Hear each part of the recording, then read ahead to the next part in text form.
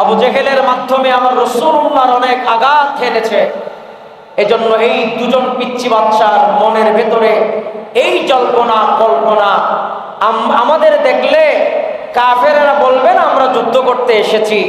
আমরা কোনো এক ফাঁকে যদি আবু জেহেলকে পাই তাহলে আবু জেহেলকে আমরা কাট করে দেব, আবু জেহেলকে দুনিয়া থেকে আমরা শেষ করে দেব। এই দুইজন মাস এবং মুআফফাস দুই ভাই তারা মনে মনে জল্পনা কল্পনা করে থেকে বের হয়েছে। আমরা নবীর ওই সাহাবীর দলের ভেতরে ঢুকে যাব। আবু জেহেল যখন নবীর দলে আঘাত করতে আসবে, তুমি কুরআন লাগামটা কুরআন পা ধরে আঘাত করবা।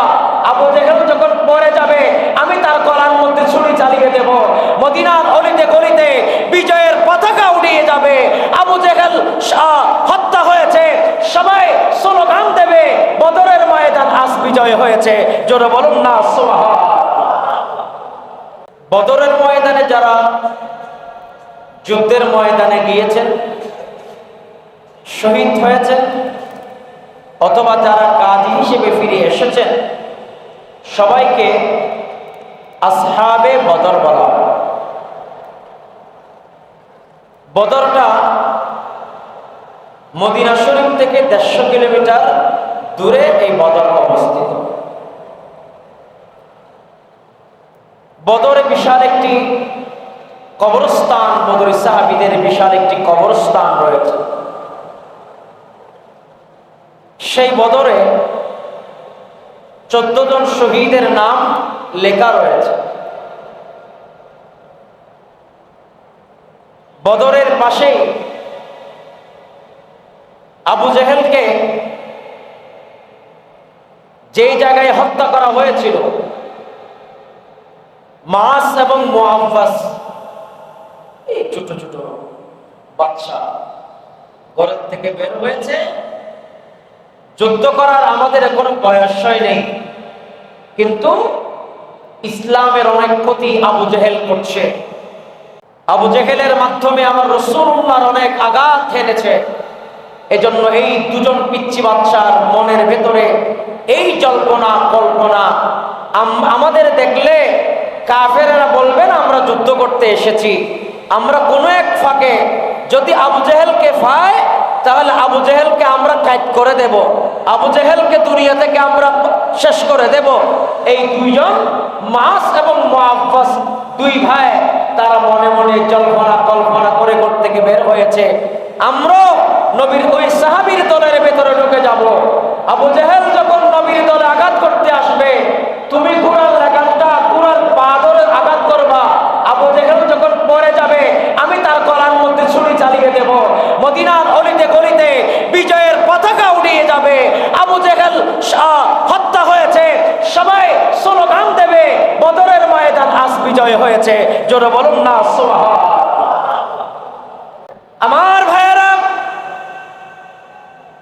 এটা এমন একটি বদর, যে বদরের মাধ্যমে আল্লাহ মুসলমানের বিজয় নিশ্চিত করেছেন। বদরের ময়দানে যখন মুসলমান বিজয় অর্জন করেছে, সাথে সাথে মুসলমানের জীবনে বিজয়ের একটা পতাকা, বিজয়ের একটা অধ্যায় মুসলমানের জীবনের মধ্যে ঢুকে গেছে। উচ্চ আওয়াজে বলুন সুবহানাল্লাহ। এবার প্রশ্ন করবেন, তারা তো 1000 ছিল, ও হুজুর মুসলমান তো 313 জন ছিল। আমার আল্লাহ বলেন, এ মুসলমানেরা, তোমরা 313 জন ছিলে না। আমি আল্লাহর পক্ষ থেকে কখনো 1000, কখনো 3000, কখনো 5000, সুবহানাল্লাহ বলেন। আরো জোরে বলুন না সুবহানাল্লাহ। আমার আল্লাহ ডাক দিয়া বলে, ও মুসলমান, তোমরা 313 জন ভাবলে চলবে না। তোমরা তো 313 জন ছিলে, আর আমি আল্লাহর পক্ষ থেকে আমি 1000 ফেরেশতা। বদরের পাশে একটা বিশাল পাহাড় আছে। মক্কা এবং মদিনার মধ্যে এমন কোন পাহাড় নাই যে পাহাড়ের মধ্যে বালি আর বালি। মক্কা এবং মদিনার পাহাড়ের মধ্যে সব পাথর। কথা বলেন না কেন? মক্কা এবং মদিনার মধ্যে পাহাড়ের মধ্যে সব পাথর। পৃথিবীতে এমন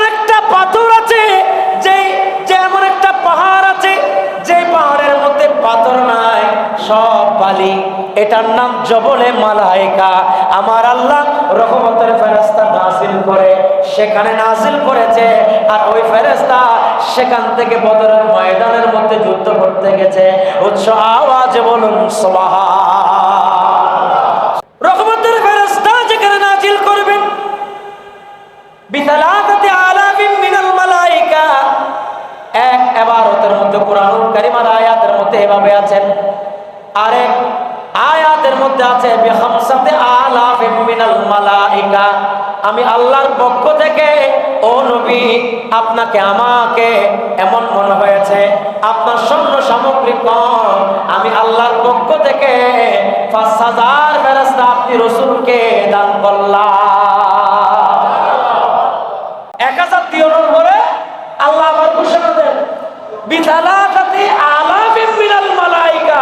হাবিব আপনি মন ক্ষুণ্ণ করবেন না, ওয়ালাকাদ নাসারাকুমুল্লাহু বিবাদরি ওয়া আনতুম আদিল্লাহ। হাবিব আপনার কিছু নেই, আপনার কিছু নেই, আপনার কিছু নেই।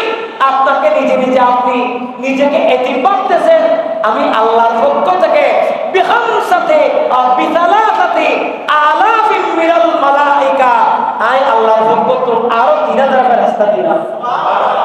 হওয়াজারি সেরাদার নহত আর জোরহ না, প্রথমে ১,০০০, এরপরে ৩,০০০।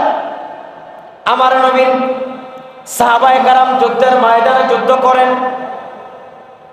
আমার নবীর সাহাবায়ে কেরাম যুদ্ধের ময়দানে যুদ্ধ করতে করতে একটু নরম সরম যখন হয়ে যাচ্ছে, একটু নরম যখন হয়ে গেলেন, নরম হওয়ার সাথে সাথে আমার আল্লাহ বলেন ও নবী বিখামসাতি আলাফিন মিনাল মালাইকা, আয় আল্লাহর পক্ষ থেকে আবারো ৫,০০০ ফেরেশতা ও নবীর দিলাম।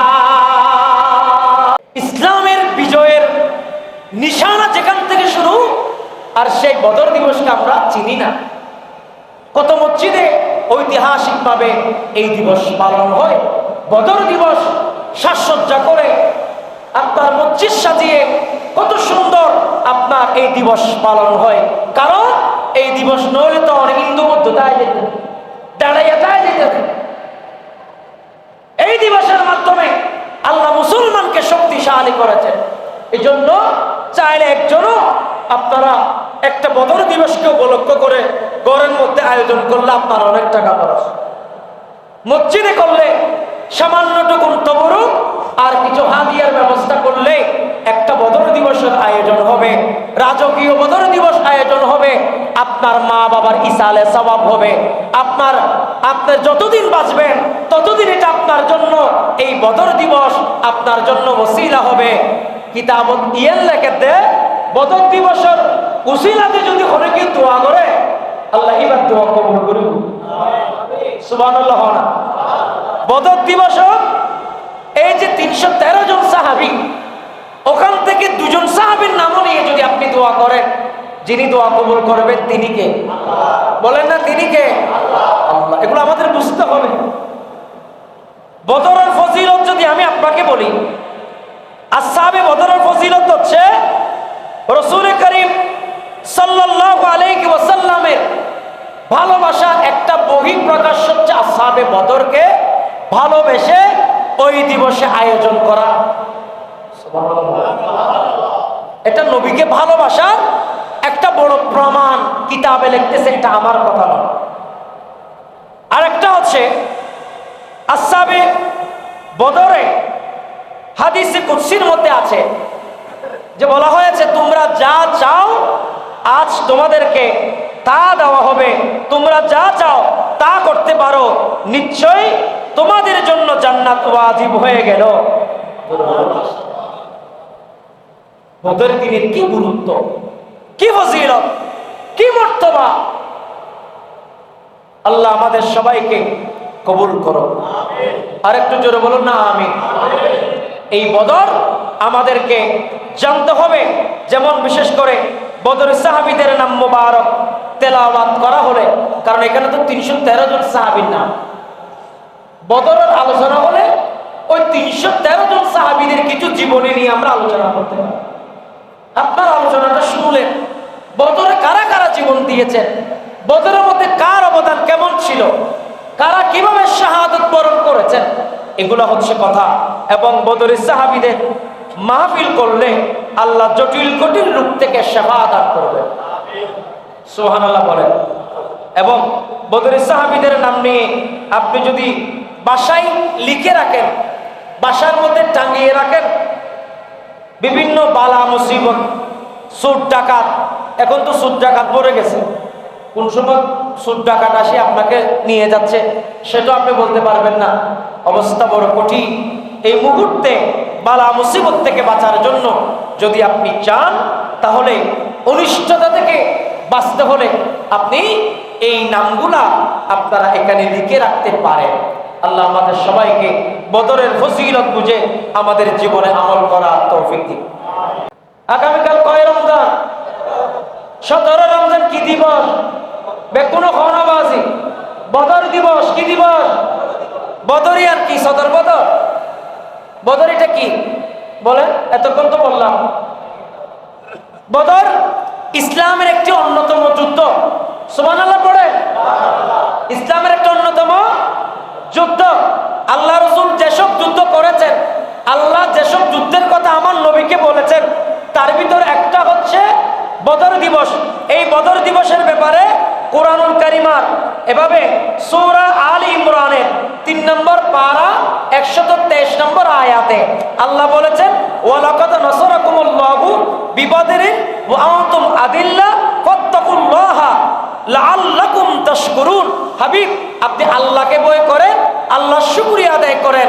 আপনি হীনবল ছিলেন, আল্লাহ আপনাকে সাহায্য করেছেন, আপনাকে যুদ্ধের ময়দানে বিজয় দিয়েছেন। জোরে বলুন সুবহানাল্লাহ। এরপরে আল্লাহ তাআলা কুরআনুল কারীমের মধ্যে আল্লাহ বলেছেন, ইলামু মা শিতুম ফাকাত ওয়াজাবাত লাকুমুল জান্নাহ আও ফাকাত গফারতু লাকুম। আমি পূর্বেই বলেছিলাম, আল্লাহ বলেন আপনারা জেনে রাখেন, মা শিতুম, আপনি যা চান তাই আপনি করতে পারেন, আজ আপনাদের জন্য জান্নাত ওয়াজিব হয়ে গেছে। বদরের সাহাবীদেরকে বলছেন, আজকে আপনি যা চান, আল্লাহর কাছে যা চান আপনি তা পাবেন। আপনাদের উসিলা দিয়ে কেউ যদি দোয়া করে তারাও পাবে। জোরে বলুন সুবহানাল্লাহ। এটা কোরআনের কোন? এটা বুখারী।